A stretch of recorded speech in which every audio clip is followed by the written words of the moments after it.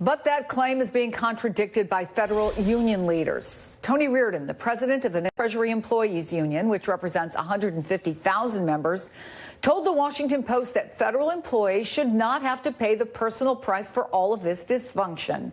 Reardon said one person told him, quote, "I have recently lost my wife and now I have put off buying her headstone. It breaks my heart." Another said, quote, "I can't buy any Christmas presents and am considering returning those I already have." Mortgage companies and utility companies won't wait to get paid.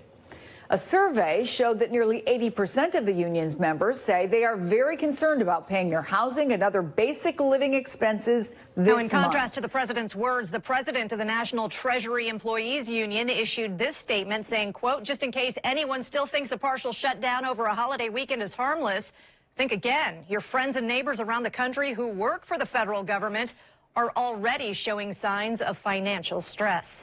Shortly after his comments in the government shutdown, again, negotiations will be happening behind the scenes. We do hear from the National Treasury Employees Union over the holiday. They say they surveyed about 1,600 of the federal workers they represent, and that 4 out of 5 reported concerns paying the rent, paying the mortgage, paying basic expenses because the government's closed. One survey done by the National Treasury Employees Union, they say 80% of their people feel financially affected.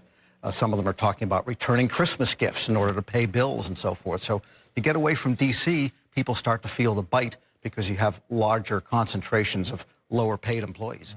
You don't typically think about filing for unemployment when you're a federal worker. Is it an